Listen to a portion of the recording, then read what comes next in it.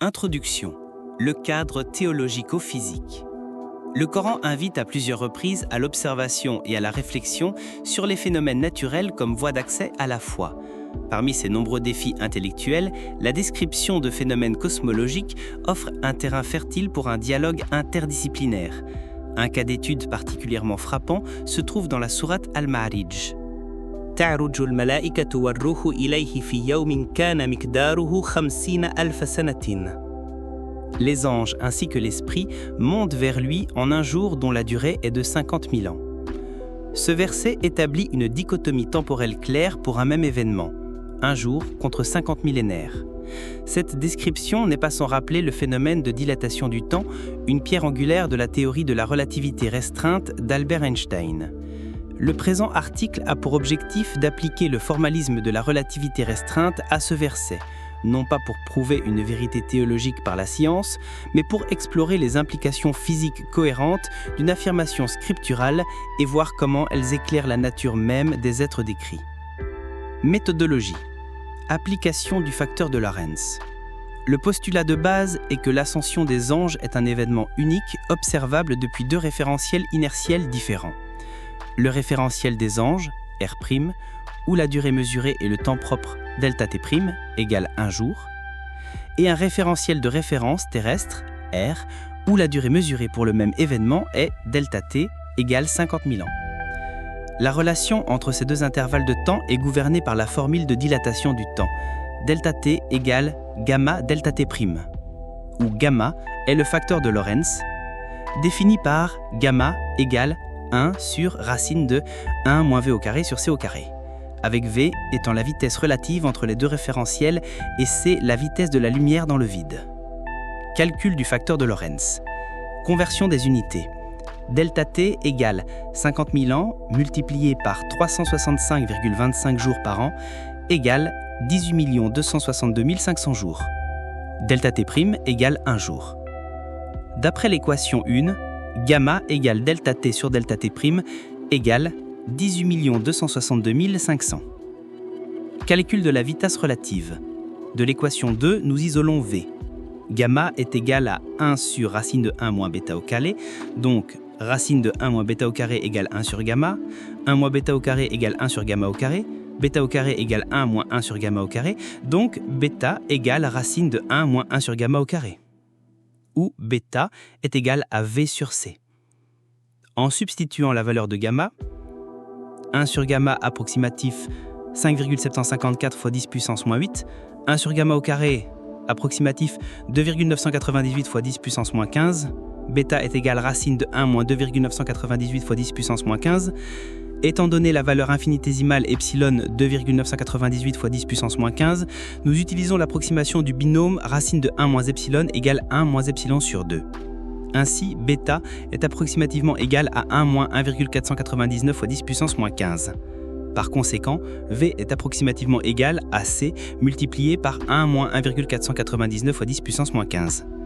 Ce résultat signifie que la vitesse des anges et de l'esprit est inférieure de seulement 0,00000000015% par rapport à la vitesse de la lumière dans le vide. Implication sur la nature de l'espace et de la perception. Une vitesse aussi prodigieuse a des conséquences physiques directes sur la perception de l'espace et du temps par ces entités, décrites par les transformations de Lorentz. Contraction des longueurs. La distance de leur voyage, qui pourrait être de milliers d'années-lumière dans le référentiel terrestre, subit une contraction extrême dans le référentiel propre.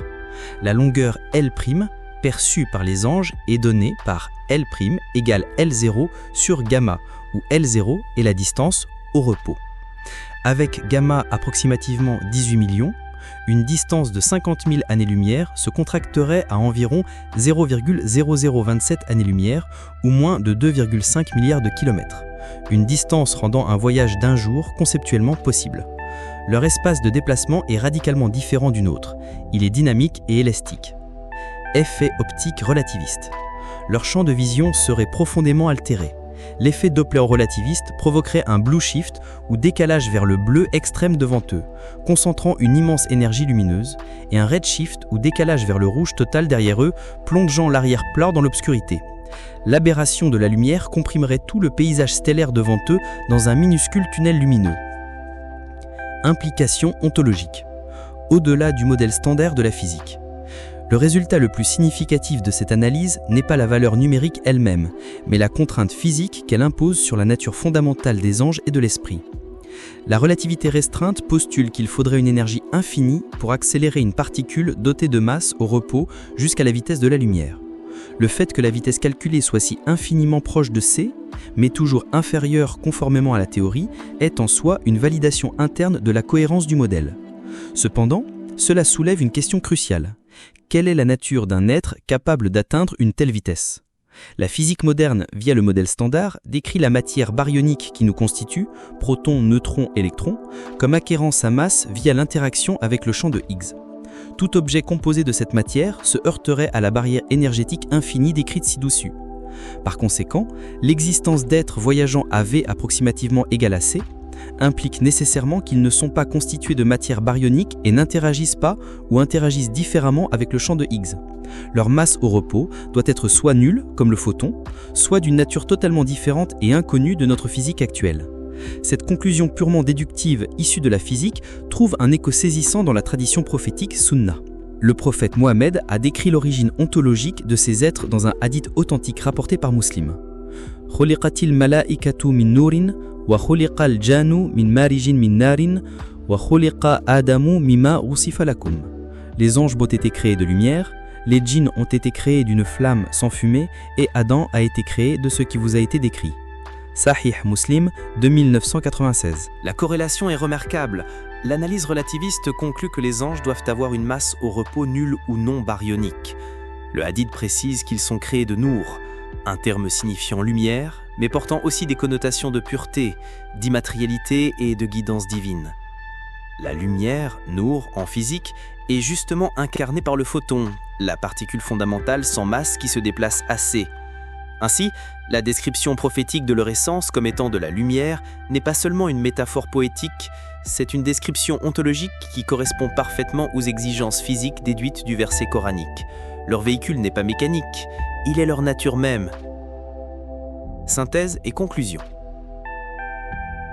L'analyse présentée démontre que la description du voyage angélique dans la sourate Al-Ma'arij est parfaitement cohérente avec les prédictions de la relativité restreinte. Le calcul de la vitesse, aboutissant à une valeur infiniment proche de c, n'est pas une coïncidence numérique, mais la conséquence inévitable de l'application des transformations de Lorentz. Cette modélisation nous permet de conceptualiser un espace de voyage où les distances se contractent et la perception sensorielle est radicalement altérée. Surtout, elle nous mène à une conclusion profonde sur la nature des anges. Leur capacité à atteindre de telles vitesses est un indicateur puissant qu'ils transcendent la physique de la matière conventionnelle. La convergence entre la conclusion physique, l'impossibilité pour une masse non nulle d'atteindre C, et la description prophétique de leur création à partir de nour, lumière, offre un exemple frappant de cohérence entre la révélation coranique, la tradition prophétique, sunna, et les lois de la physique moderne.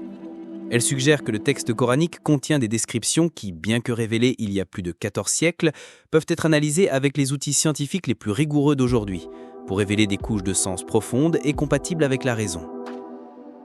Le voyage des anges n'est pas une rupture des lois physiques, mais leur manifestation la plus parfaite, opérée par des êtres dont la nature même est en harmonie avec les limites ultimes de ces lois.